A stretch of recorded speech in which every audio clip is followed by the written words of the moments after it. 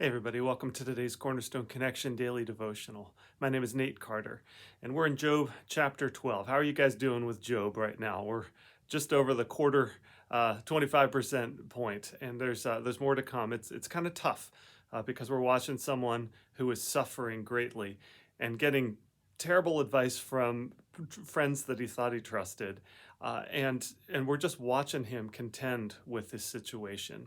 In Job 12.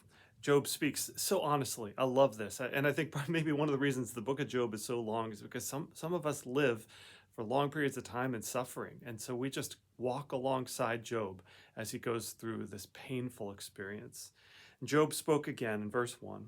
You people really know everything, don't you? You can just hear the sarcasm. And when you die, wisdom will die with you. Well, I know a few things myself, and you're no better than I am. Who doesn't know these things you've been saying? Yet my friends laugh at me, for I call on God and expect an answer. Can't you just feel that with him? And I bet you can. I bet you there have been times in your life where you've called on God and said, God, why is this happening to me? I know I have. I've said, God, I have tried my best to follow you. I've done my best to live my life the way that you want me to live it. And yet this situation is happening to me, this terrible situation, this uncomfortable situation that I find myself in, this unjust situation that I find myself in. and and like I can remember times where I've stopped my prayer, or I've stopped my pen from journaling, and I've just waiting for God to answer. God, I want to hear from you, and I'm giving you this moment right now. And sometimes I've gone and spent a couple of hours just waiting for an answer and just heard silence. And it's frustrating and it's discouraging. That's what Job is going through right now. He said, I expect an answer. Yet my friends laugh at me, for I call on God and expect an answer. I am a just and blameless man, yet they laugh at me.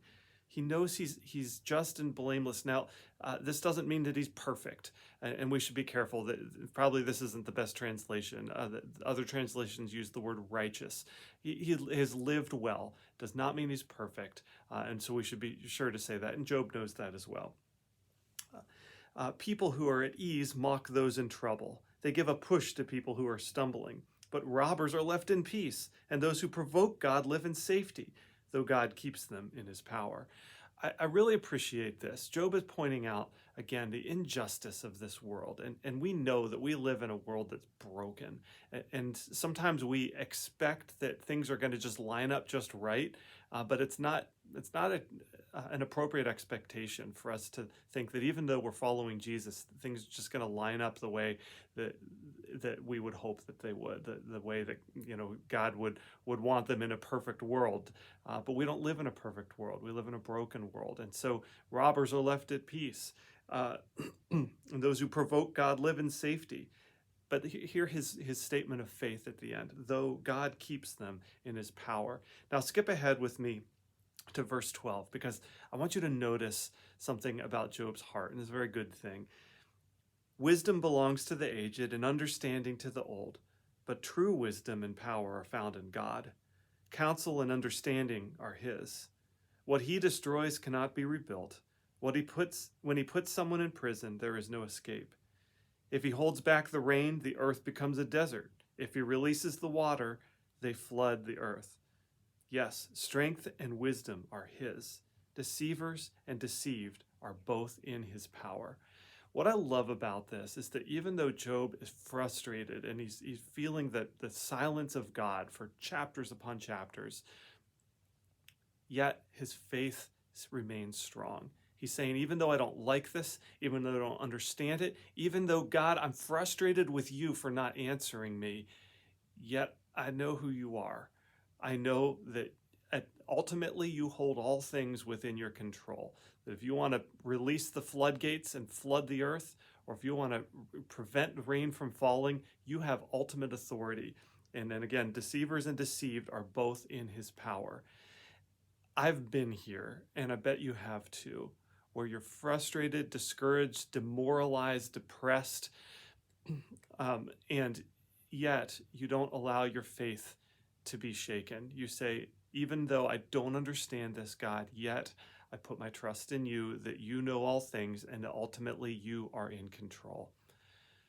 I want to intentionally leave us there today. It's an unresolved place because that's where we find ourselves much of the time, in an unresolved tension that we want the answer to, but for some reason we're not given that privilege. And yet, our faith remains steadfast that God knows what he's doing, that he is still good, that he ultimately is in control and has the power, and that he can be trusted. If you find yourself there today or tomorrow or whatever tomorrow may bring, I implore you to keep your faith strong. Don't let go of God because he hasn't let go of you. He's with you even in the tough places. God bless you. We'll see you next time at the Cornerstone Connection.